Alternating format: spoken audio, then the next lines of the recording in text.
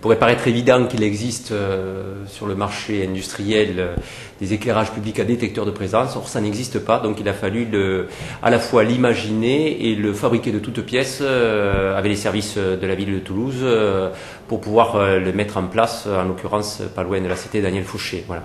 Alors, il présente réellement un intérêt, me semble-t-il et nous semble-t-il, surtout en termes d'économie d'énergie, puisque on va dire qu'on retrouve le même niveau d'éclairement au sol quand il marche à 100%, c'est-à-dire que l'ensemble des modules du même appareil sont allumés et que donc il y a eu détection de présence de personnes, d'étudiants, de passants qui auront emprunté le trottoir.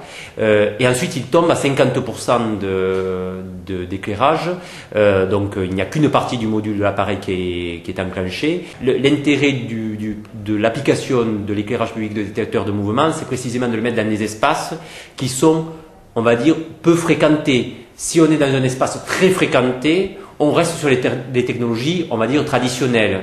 On est aux alentours, on a dit qu'on était aux alentours de 1 800 € sur un bon candélabre, et là on est à un peu plus de 2 000 €. Donc c'est pas là que va se faire la différence. Je crois que la différence, si elle doit se faire demain, elle se fera sur le fait que ce principe d'éclairage d'une rue prouve son intérêt, son efficacité, notamment en termes d'économie d'énergie. On avance à petits pas, mais on avance quand même, puisque le premier essai c'était derrière Saint-Étienne et c'était sur 3 candélabres et c'était vraiment très expérimental.